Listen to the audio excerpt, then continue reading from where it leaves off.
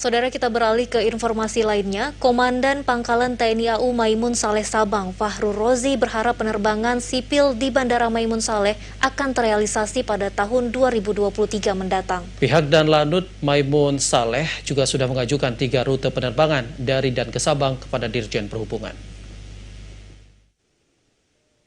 Rencana beroperasinya kembali Bandara Maimun Saleh Kota Sabang untuk melayani penerbangan sipil sudah pada taraf pengajuan rute penerbangan.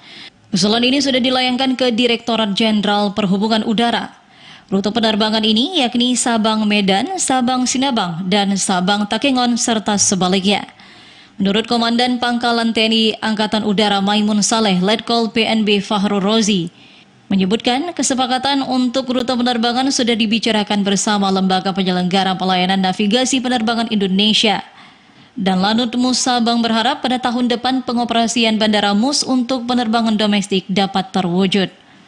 Berdasarkan hasil negosiasi juga kemarin kami sudah berkoordinasi dengan pihak dari Airnav, kemudian dari Kabandara sendiri. Rencana untuk penerbangan ke Lanut Maimun Saleh ini pastinya akan mendongkrak perekonomian juga di masyarakat Sabang ini.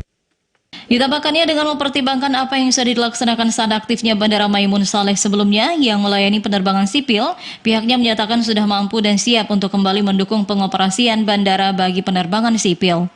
Menurut Danlanut, dengan adanya kembali penerbangan di Sabang diharapkan dapat mendongkrak pendapatan daerah dan meningkatkan kunjungan wisatawan ke kota Sabang.